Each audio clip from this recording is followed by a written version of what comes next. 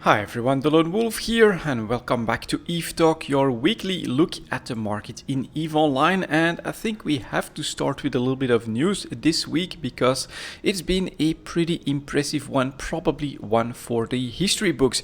There are, in my opinion, two things that are developing greatly at the moment. Number one, of course, the war in 0-0, and even from my high-sec place of operations, being more of a solo player, I'm seeing what happens in the war and it is absolutely amazing. So we just had two major battles happen as the Papi Alliance, I think it was described in the scope video, dropped keep stars that would really threaten the whole of the core of the Imperium, you could say. And so they have been throwing basically almost everything that they have at these keep stars to destroy them.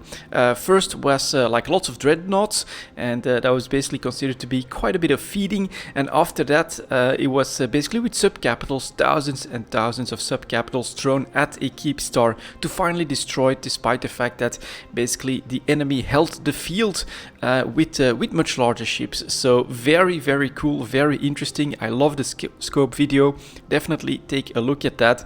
And even though I wasn't a part of these battles, it's all happening in the sandbox, in the same world where I play in.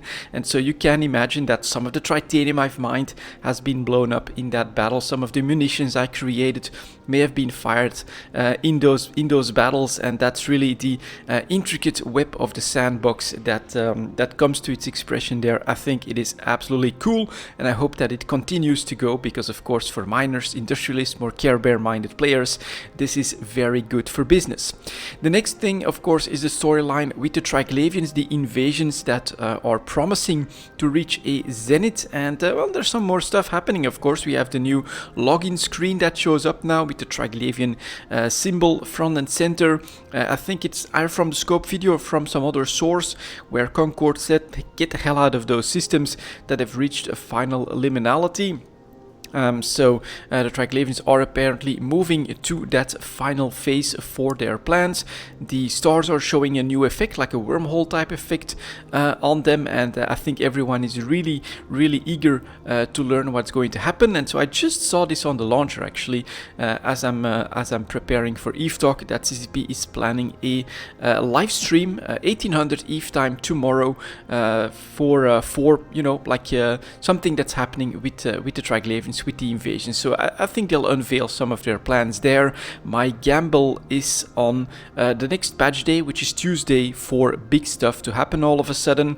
This is also something that's in line with some speculation from players that are saying, I'm noticing irregular jitter in the Stargate effects across pretty much the whole cluster at the moment, and it has like a regular timing. So at first it was like 18 seconds, and of course Triglavians love everything with 3, so then 15, 12, and if you count that down, it comes down to getting to 0 on patch day. So I'm immediately thinking Independence Day. This is their signal that they have put into the gate system in order to coordinate between all the 27 systems that they have conquered and all those stellar manipulation devices that they've got going, so that they can basically all do their thing at the exact same time, which I'm speculating here, but I believe will be downtime next Tuesday. So very exciting there as well. We could lose Nyaja forever, and that is basically going to really cut the high-sec route for everything. From high-sec to Amar. At the moment I'm still moving small stuff, BPCs and things like that through Nyarja. Last couple of weeks have in fact been pretty much unopposed, and we'll see what happens there. But this is definitely also a big development that's happening in EVE Online. So very exciting times, and of course we are going to take a look at what's happening on the market. But before that, we'll take a quick look at the New Eden store, see if there's anything cool there. I'm actually hoping that at some point we'll have like structure skins in here, but for now it looks like it's the same as last week. So we have the Zento Isideko combined skins front and center, Kaldari ships, a little bit of yellow if you like that, and then down here we see just more skins, apparel and things like that, but no special sales to report here at the moment. So let's move straight to the market, and we'll start with plex and stuff at 5 minutes. like that. Let's get going. Right here we've got plex, and I took a little bit of liberty with the ticker down below to try and show what's happening on the chart here as well. You can clearly see 5-day moving average, daily average moving up above 2.75 million ISK, so we clearly have another move up. We're not seeing the volumes like with an Omega sale which we had last time that we had this move up for plex, but I am kind of speculating that this could be due to the big battle that happened, the two big keep store drops and the battles ensuing there. We had lots of live streams, even CCP live stream part of that. Now we have a scope video. I think that's building up hype. I think that's bringing players back on both sides now that they can see, well, it's actually Delve we're talking about. It's actually really happening, and if you want to be part of that historical action, I think lots of players come back, and that will include some that have plex ready, or that have ISK ready I should say, and are just willing to now buy 500 plex, Omega their account, and jump into the action. I think that it's possible that that's what's happening right here. It's definitely a move up, which is why I disregarded that first sale at 2.815 million and moved the ticker up to 2.88 million, where most sellers in JITA are starting at. Buyers are forced up to 2.7 million in JITA for 4, and then if we take a look at the Tranquility Trading Tower and 4 sides in perimeter, so there's a couple of trade hubs that are starting to show up here. We do go back down to that 2.815 million, just above 2.8. So, but you can also see that we very quickly ramp up to 2.85, and after that it doesn't take that long to get to the JITA sales either. So it's not that much volume that needs to be picked up for sellers to get closer and closer to 2.9 million, which is pretty impressive. And are the buyers more aggressive? Not that much, but there's definitely a jump up well above 2.7 million as well in the buyers. So for the first time here, I'm seeing a first upswing in plex prices, not tied directly to a sale from CCP. Very interesting. It could of course be tied directly to the battles in 0-0. Next up, the multiple pilot train certificate showing that same move as well. That is interesting. Also going back up and reaching that same peak as during the plex sale last time, heading towards that 1.4 billion mark. Sellers in JITA are already above 1.4 billion. You can also see that the market is not very big anymore for multiple pilot train certificates, and in the Tranquility Trading Towers, almost at 1.4 billion for the sellers. Buyers forced up well above 1.3 billion at this point as well, if they want a chance to grab one of these trading certificates. And average prices, as we said, closer and closer to that range. So, you know, slowly these sellers are just getting picked up, and then we're moving up in price. The skill extractors next, of course, very strong correlation to the plex prices, so these are up as well. Volume wise, we're not noticing anything too special, so this just does seem to be increased demand. People are willing to pay higher prices for plex, and as a result, skill extractors are moving up as well. Multiple power trading certificates are moving up as well. All of that trade is basically increasing in value. 315 million for the sellers, 305 million for the buyers. Still a pretty decently narrow margin, but up, and buyers up well above 300 million at this point. Let's take a look at the impact on the skill injectors. Here are the large skill injectors that, to me here, I mean, there's clearly still some hesitation on the market, but it is stalling its descent after it broke 700 million on the downside. So sellers are coming in at 698, buyers at 670. Again, decently narrow margin between these two. A bit of hesitation in that market, but I do think that sellers are very hesitant to keep going lower once they reach below 700 million ISK, and so buyers are slowly forced higher and higher towards that point as well, that we're basically reaching this point of equilibrium a little bit below the 700 million mark for the average price here. A little bit of pressure from plex, which is happening through the skill extractors, could actually push us back to that 700 million decently quickly, I think. Let's see if the small skill injectors are confirming that. Well, no, but there is this one difference, of course.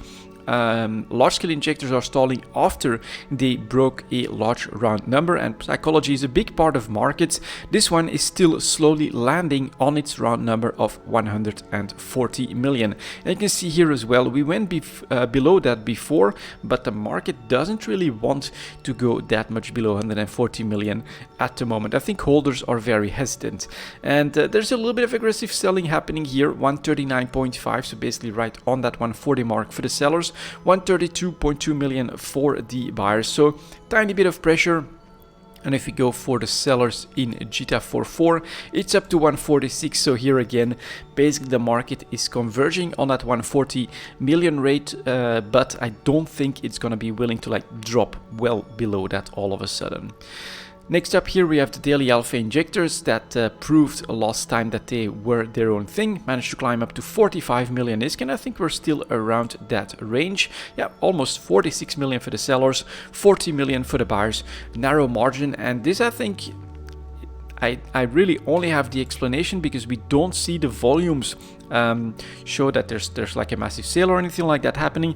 It's just general interest in the game does seem to have picked up late September as more alpha players come in here, and this is for them a very accessible way of getting a regular injection of extra skill points. I think they also get like the full amount from these daily alpha injectors, as long as they are alpha clones within a certain limit. And so this is 46 million is an amount that they can regularly shoot for, and so I think here this is showing that alpha players are very interested in the game at the moment, and that they're very interested in these daily alpha injectors, which of course is far more doable for a newer player than something like 700 million ISK in a single boost that then also potentially has diminishing returns.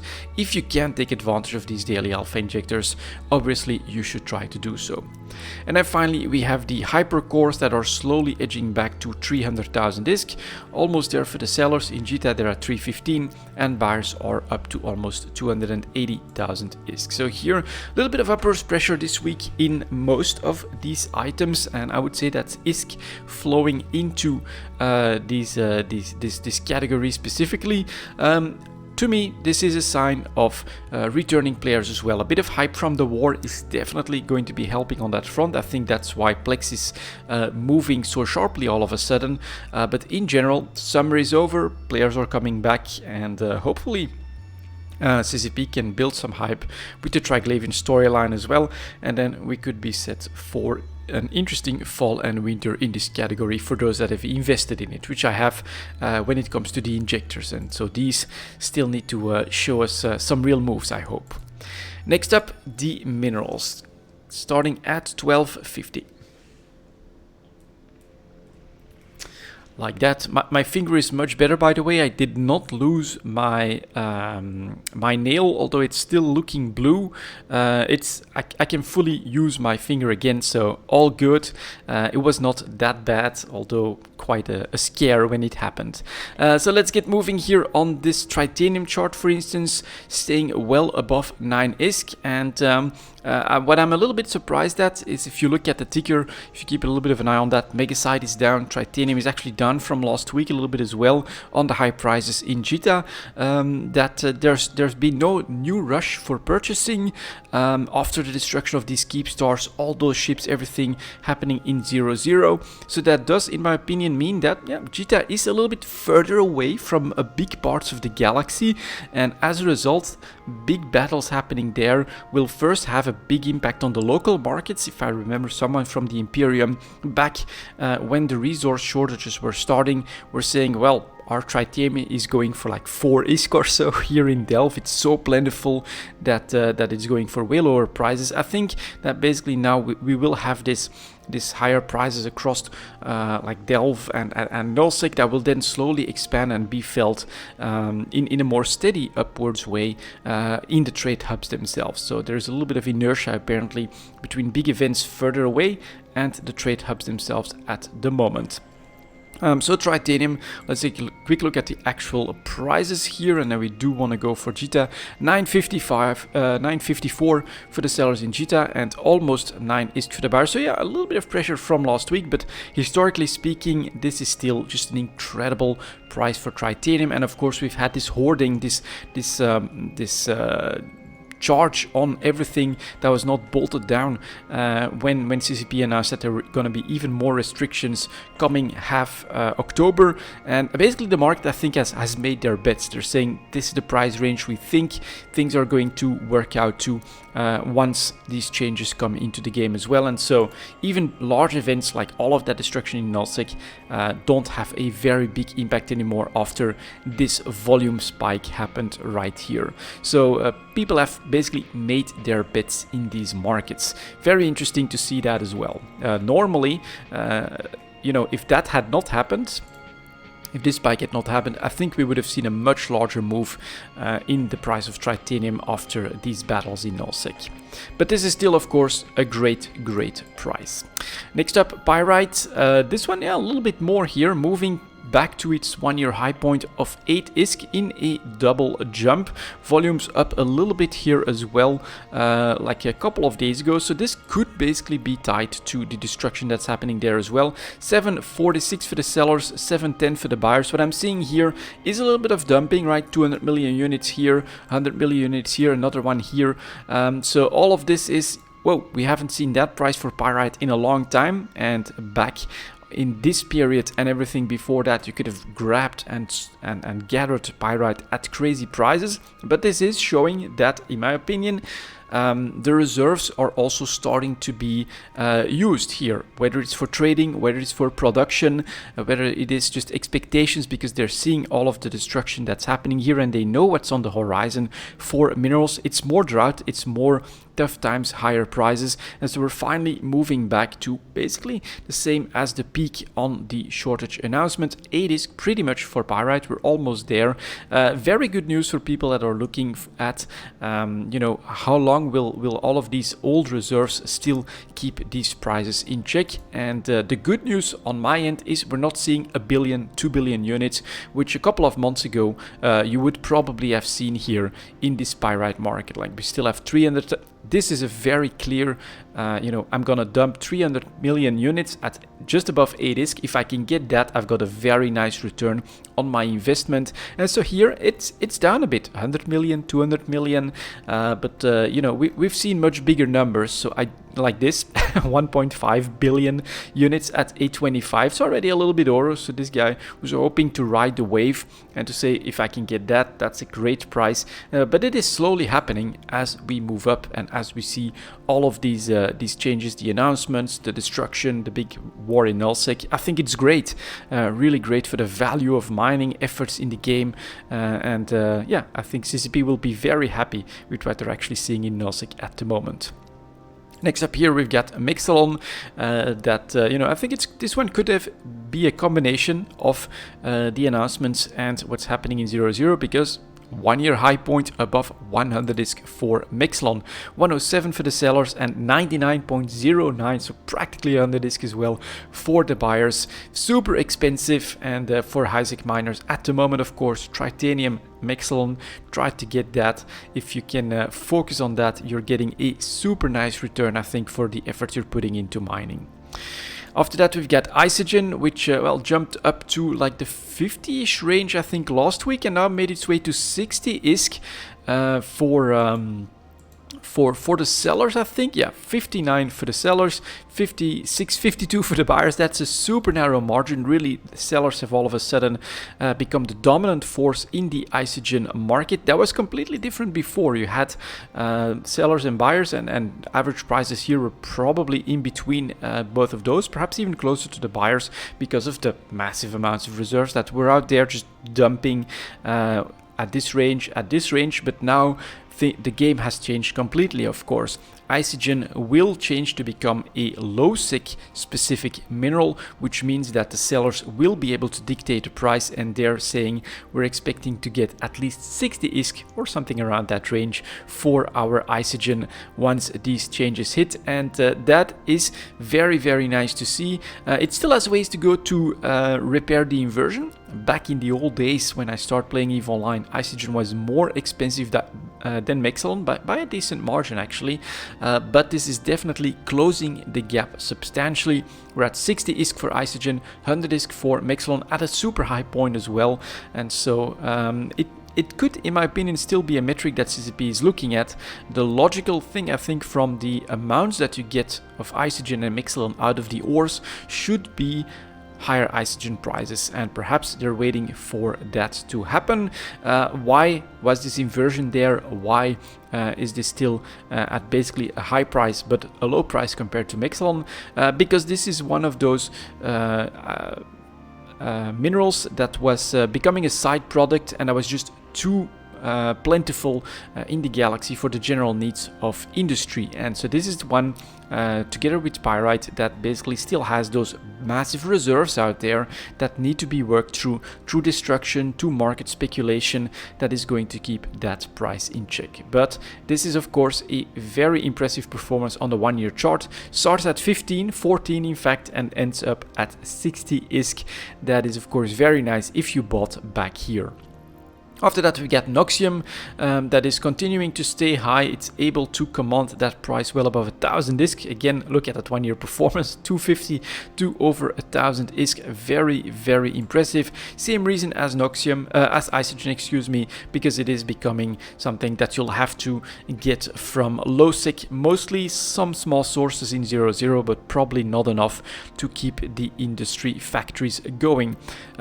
Almost 1200 ISK for the sellers, almost 1100 ISK for the buyers. Again, domination by the sellers of Noxium. And here I think it's the story that we have to look out for in Isogen and Pyrite. Eventually, right here through the summer, I personally feel like stocks were starting to get depleted. The bottleneck of Noxium was starting to become a real problem. And so we had this steady increase in price, increase in value for Noxium as, you know, reserves were being used.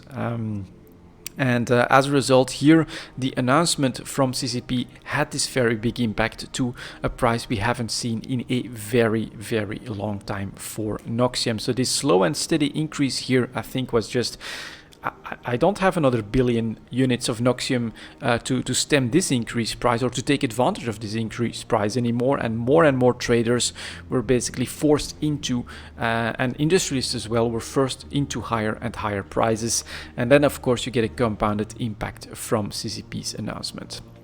After that we have Zydrine, that's also shooting back up to another 1 year high point, still holding the price of the most expensive Tech 1 mineral, 1400 ISK for the sellers, going up to 1431 very quickly, 1520 very quickly as well after that.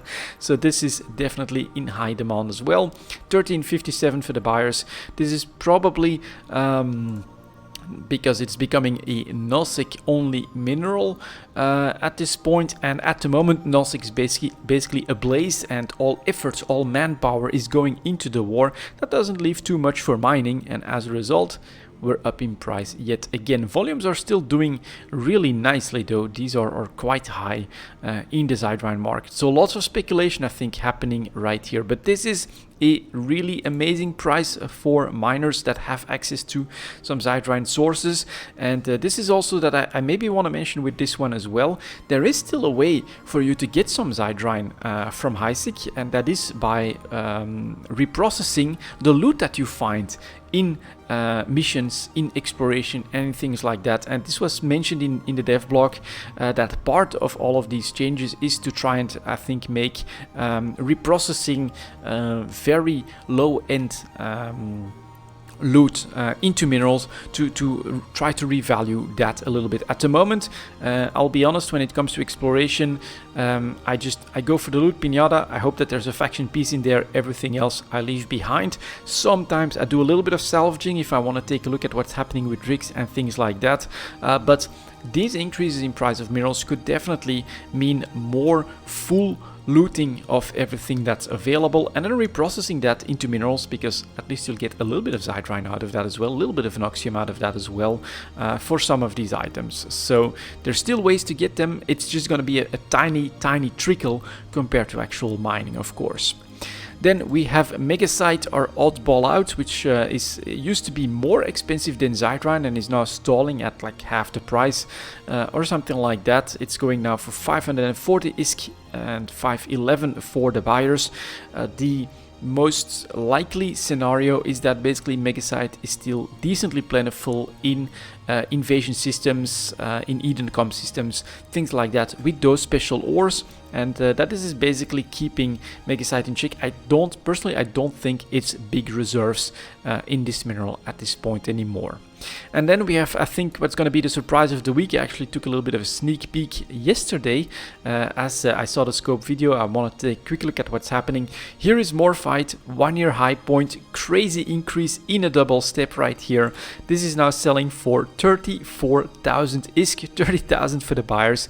Haven't seen that, I think, close to ever for my Morphite. This could be ever. So this is definitely a unique item as well. It is a mineral that you can mine, but it's used in the Tech 2 production rather than the Tech 1 production, which all these others are used into. And this is quite crazy. Just a couple of weeks ago, you could have bought this for less than 10,000 ISK.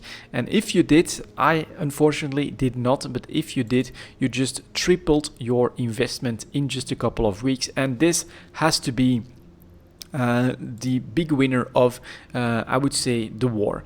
This first and here is, of course, the resource crunch announcement, right? You get that volume on speculation that's driving the price back very close to its previous high point. But now we have all of that destruction happening in 0-0. And I'm going to assume that there's actually a pretty large chunk of Tech 2 ships in there as well. And so we have this crazy jump up to 30,000 ISK for Morphite. Yeah, if you can sell here some of the Morphite that you bought for less than 10,000 ISK, which has always been my basically my level where I would consider buying Morphite, then you have done amazingly well, and I congratulate you if you followed that. Next up, we have the PI market coming in at 26.30.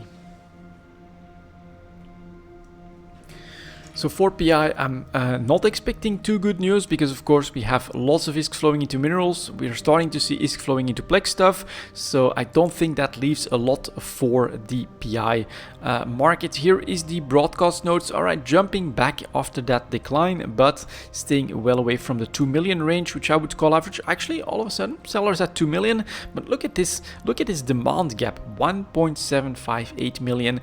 That's a very big percentage between sellers and buyers right here. And then look at the average prices. It's actually dumping to these buyers that's winning out at the moment. So this is very interesting. Sellers are trying, but the buyers are just not biting, showing that lack of demand at the moment, which I think will only be exacerbated by a lack of available ISK, right? If you're doing more industry in general, if you're looking at it from a larger perspective, well, right now, but increased budget for minerals, increased budget for your Omega time, for all of that stuff. So what are you gonna do with PI? Well, you're gonna try to grab it on the cheap.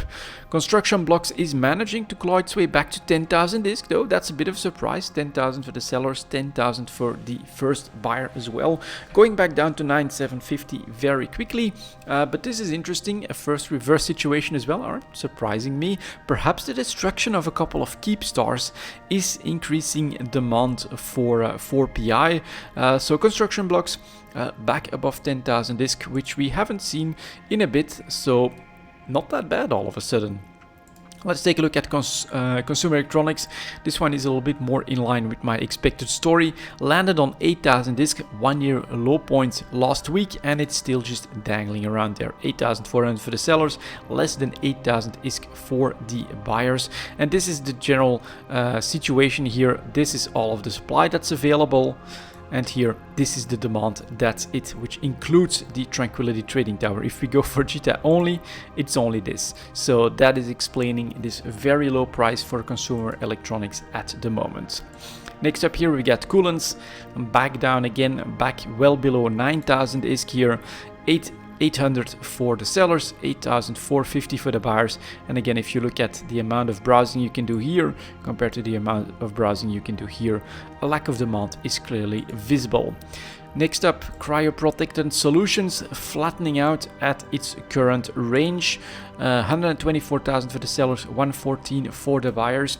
I'll be absolutely honest, I'm keeping an eye on some of these that have that nice increase here in March and April because they are tied to the implant production. My hope is that I can snag some cheap ones and then use them or sell them when CCP or if CCP comes out with implants for the Edencom variant of ships, the Vorton projector and things like that, but don't expect that anytime soon. So I basically have a lot of patience here, and what I would love to see is buy price below 100,000 disc. We've been very close to that a couple of times. This is where I would move on cryoprotectant solutions. At the moment I would not. It's just too high a price, but this is a trade that I'm hoping to be able to do at some point.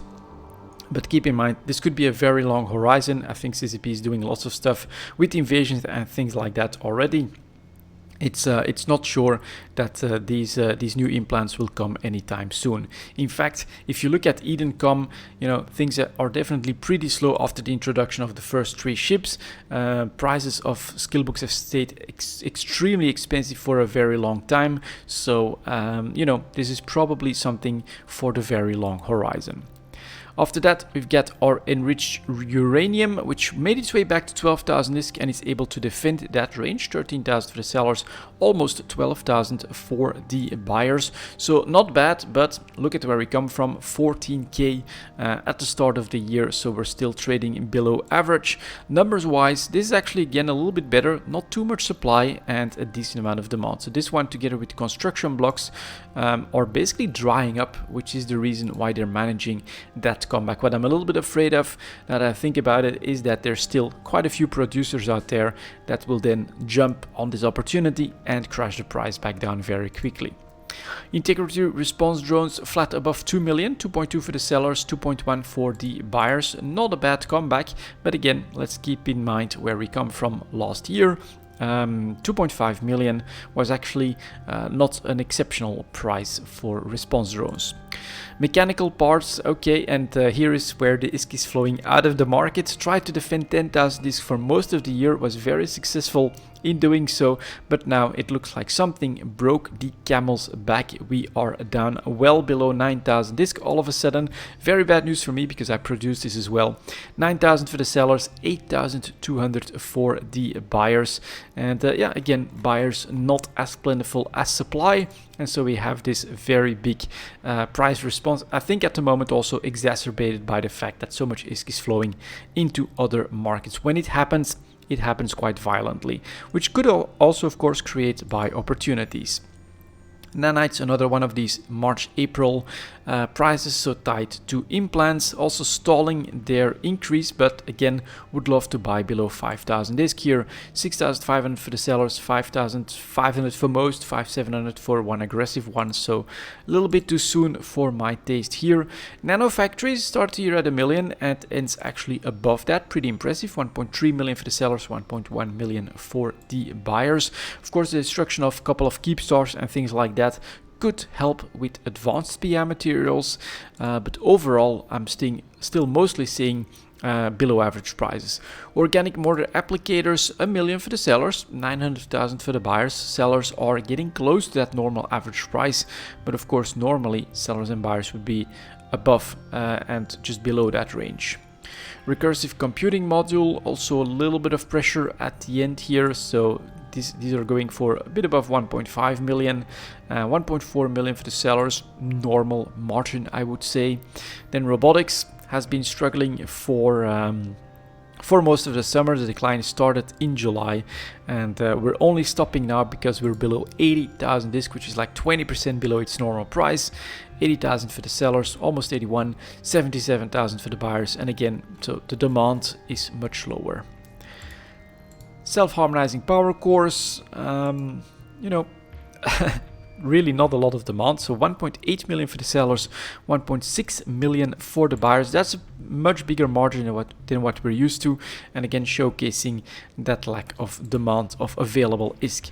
Serial conduits had actually a pretty good month of September, making its way up to 1.3 million, but again it is going back down. Let's see if that means more supply. 1.3 million for the sellers, last 24 hours. Yeah, full page right here.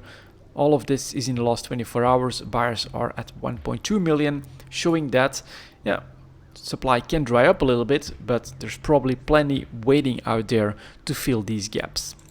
Ukomi superconductors, again, February, March, nice increases. Unfortunately, I'd love to see that below 50k, and we're at around 100k at the moment, so we'll need to be patient here.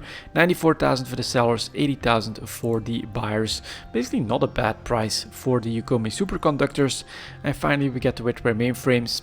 Again, look at that 1 year range. That is obviously showing not a lot of demand exactly. And then if the supply keeps coming in here, all of this in the last 24 hours, yeah, 1.75 million to 1.7 million for wetware mainframes.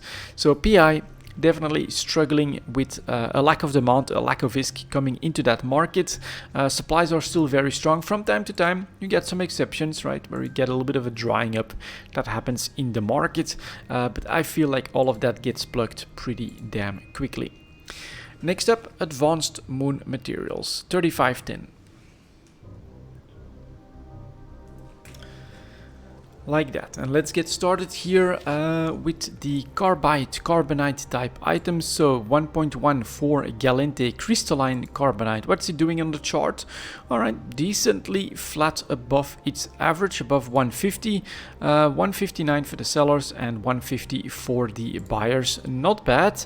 A little bit less in volumes than what we're seeing normally, so pretty damn decent price on this one. Next up, we have 2.1 titanium carbide for Caldari ship production. Little bit of pressure here, staying above 150, so basically in the same range as crystalline carbonite, but it's actually low for its historical range.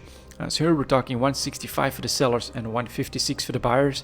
So a bit more expensive than the Galente item, but still below average on its 1 year chart.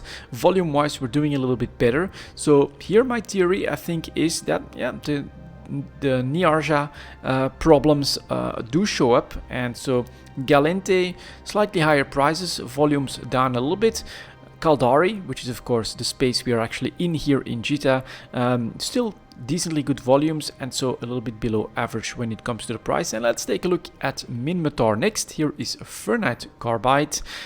This one, yeah, very difficult to actually say what the trend is, because it is under influence of the war at the moment. Some Minmatar ships are a big part of the meta. So here you have this first war spike happening in July up to 200 ISK. Here we have a second one. We're recovering from that again. Currently going for 127 for the sellers, 123 for the buyers. That feels very cheap on the chart, definitely below average, and the volumes are all over the place with big spikes. But this is not due to Niarja, this is due to the Nosik happenings. And then perhaps Amar will tell us something. Here is tungsten carbide, and here we do, in my opinion, see a decline in volumes and actually a decline in price as well. This is a little bit of a surprise. I thought perhaps prices would go up for this one, but it's at 162 for the sellers and 156 for the buyers. It's basically coming back in the same range as the Galente and the Caldari materials, and on lower volumes. So I do think some of it is moving to Amar rather than to Jita at the moment, but price wise we're not seeing that much of an impact just yet. Next up we have the metamaterials. So let's start with 1.2 photonic metamaterials for a Galente, staying below 15,000 ISK, staying below average as well. Volume wise, well, a couple of bad days, but none of this is that bad since mid-August. We're talking less than 15,000 for the sellers, 14,300 for the buyers, basically settling a little bit below average. Next up, we have non-linear metamaterials for Caldari production. Bit more volatility in the price, definitely more expensive as well. 21,000 for the sellers, 20,000 for the buyers, and volumes a little bit more all over the place here too. So if you're looking for that volatility for trading, non-linear metamaterials seem to be the ticket, and contrary to the carbides, which for Galente and Caldari were very much in the same price range, the metamaterials for Caldari production are definitely a lot more expensive at the moment. Then we've got our Minmatar metamaterials for Plasmonic. These ones, let's take a quick look at these volumes. Maybe down a little bit, but it's also not too noticeable. Price-wise, we are at 18,000 for the sellers, 17,000 for the buyers. So a little bit between Galente and Caldari here, slightly below average. Not that much to say just yet. And then we got Terahertz metamaterials that had crashed down to 1 year low point of 15k and is now making its way back. 19,000 for the sellers, 17,000 for the buyers. And volume wise, yeah, again, I'm not noticing that much of a difference before and after the fall of Nyarja. So we still have to keep an eye on this and try to see what happens with the evolution. I personally do think that since it is still somewhat accessible, the impact isn't there just yet, so the further evolution of the invasions could be pretty major for these markets. Let's get through most of these other advanced materials. Most of them are suffering, below average prices. Fermionic condensates here definitely well below 80,000 and not moving much from there. Ferrogel back down after jumping up from that 1 year low point, so it's already back heading for 30k. 32,000 for the sellers, 31,000 for the buyers. Very, very cheap price at the moment. Fullerenes landing on 750 ISK, a 1 year low point as well. Hypersynaptic fibers, another low point below 10,000 ISK. Then I think we get some speculation that's driven prices for the sellers up to 10,700, buyers still below 10,000 ISK, so very cheap as well. Nanotransistors, another 1 year low point, landing below 4,000 ISK. Phenolic composites had this other jump from a 1 year low point. Yeah, this is basically the trend here and is staying well below average. And then we've got our ceramic fibers that are confirming the trend, 1 year low point as well, heading for 300 ISK, 320 for the sellers, 265 for the buyers. Clearly, there is not a lot of demand for these other advanced moon materials at the moment, which means that, well, if you want to risk that investment, this is a pretty good time to look into it. But in general, I have to be honest, this advanced moon materials market does seem to have suffered from a lack of demand for the last couple of months and years even. So it is a risky business, but the potential, of course, is there. You can buy for 300 and at the high points here, sell for 450. And right now, this does look like potentially a good time to jump in on a lot of these. Let's take a look at the impact on Tech2 ships 4145.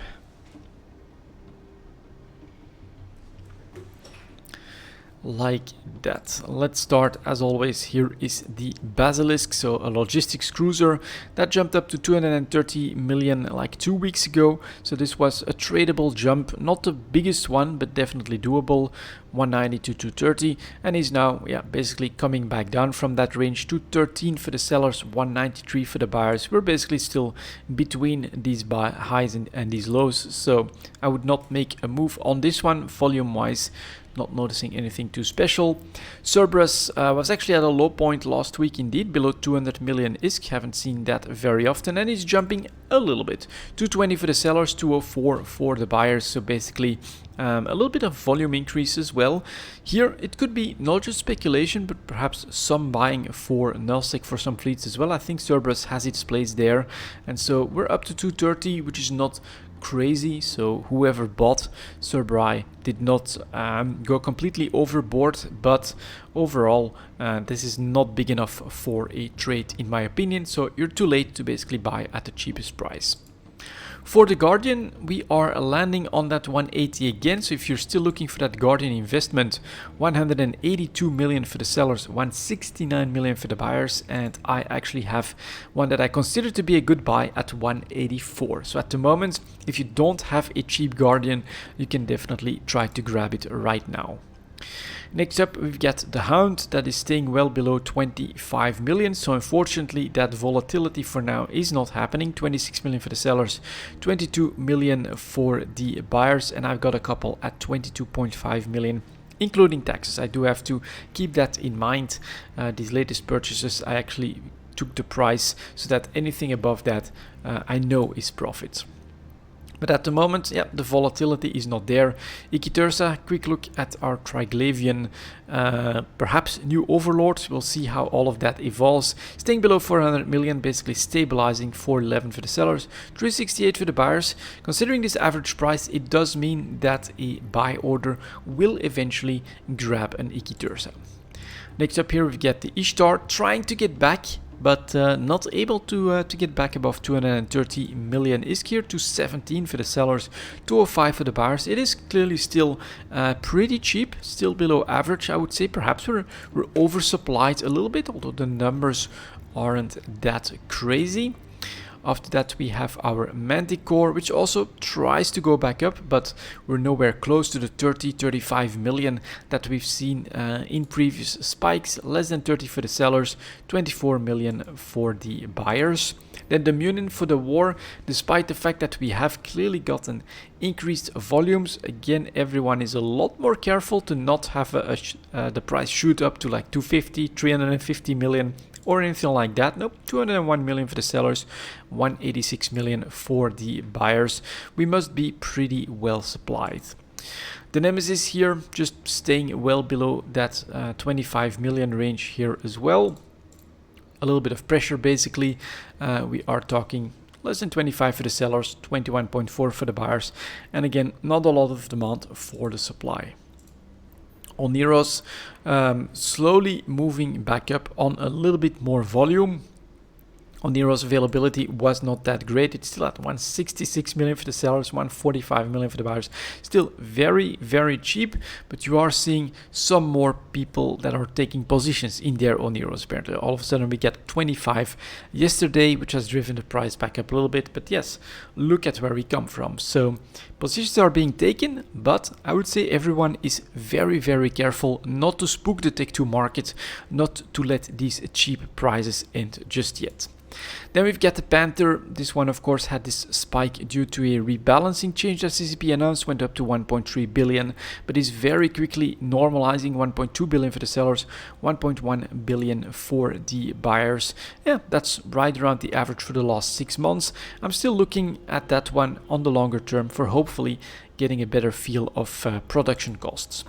Purifier, also right 1 year low point, pretty much at 22 million, went up to 28, perhaps something like that, and is already normalizing back down. Less than 25 million for the sellers, 23 million for the buyers. Availability is quite good and demand is not that high. Next up here we get the Scimitar, also doing that slow crawl out of the pit, heading back towards 200 million. 207 for the sellers, 173 for the buyers, though that's still a pretty damn large margin.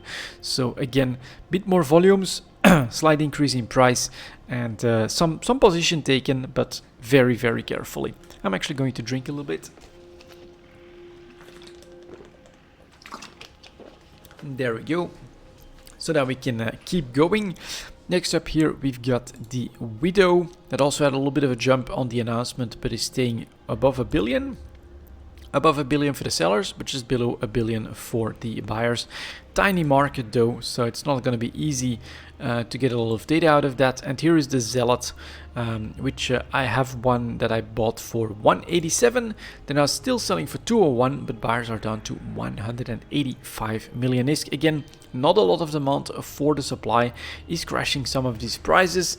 At the best opportunities, like down here, which is I think where I bought mine as well, you have some volume spikes, so people are trying to pick out the very cheapest ones, but they are very, very careful not to spook the market too much on the upswing, which is to me pretty damn interesting.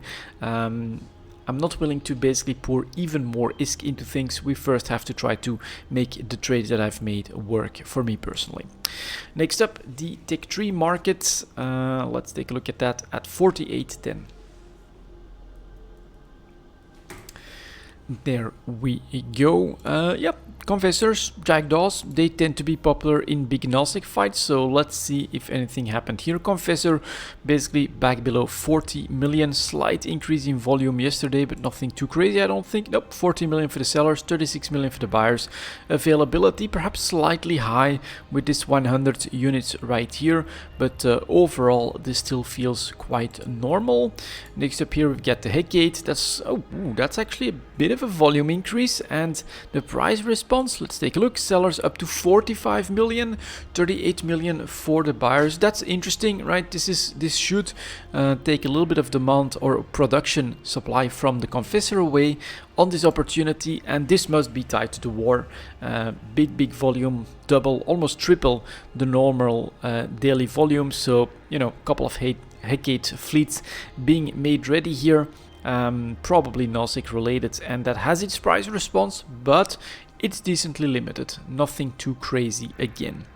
After that we have the Jackdaw flat just below the 40 million range, 39 million for the sellers, 35 million for the buyers, and again here 87, 55, some older orders that are keeping things in check, and the new supply, it's plentiful, but it is not completely out of line either. So I would say, yeah, the Headgate is going to grab a little bit of that supply, which could push these slowly towards 40 million, but I'm not expecting major changes at the moment. Everything feels pretty much in line. And then we've got this Vapel that has a couple of big volume spikes as well, because it is the least popular and thus also the cheapest tactical destroyer. It's going for 37.5 million, 31 million for the buyers, and we get, again, decent supplies that might look like it's a little bit too much, but bringing the price very much in line with everything else here on these purchases. And so, I feel like this is showing a market and a ship category where CCP nailed it. They're versatile enough, right? All of these have their different modes and things like that. They're popular enough, and none of them really stand out as being completely useless or anything like that. This Vapel, it's not great, but it probably has its place in PvP because it's cheaper than everything else. And so I love this category. It's basically I think it's well balanced. They're versatile, so they have their use, they have their niche, and market-wise, they basically, to me, exemplify a normal market where supply and demand do their thing and basically determine the price in a logical way, which is a little bit different for our cruisers. Here is the Legion slowly getting back above 140 million ISK, but and this is really the crazy thing, it did so from a 1 year low point on no supply, and then look at that very aggressive sell price right back at 134,100. And we get some supply here that is keeping things from getting out of line, but this despite the fact that there's like 50 of them being traded every day. And if you're trying to look for 50 of them here in Jita, well, yeah, you get these two orders, but everything else, that's maybe like a dozen more ships or something like that. And so here we have a ship that's basically gone out of style in EVE Online, that is able to get 1 year low point prices on next to no supply and availability, which is completely crazy, of course. That makes a market that's, well, probably more interesting for people that are not looking for good markets but want manipulation attempts. With not a lot of ISK, you could push the Legion price up to the 165 million range pretty damn easily. You don't need that much ISK in order to make that happen. And so this is one where I'm very skittish about what I expect to happen here, because it feels unnatural that we had these super low prices here for next to for almost 4 months, I think, here on next to no supply. And so I have a position in that, which I consider a gamble. If that doesn't work out, I don't mind. Bought a Legion for 135. Sellers are still, first one is still below that, then we're finally seeing a little bit of a move up to 143, but it's really very timid. Loki is able to stay below 150 million, and let's take a look at availability here. Yeah, we get 20 here, and then everything else, twos, ones, we get another 37 here, and then another 85 down here. Look at how old this is. And so this is a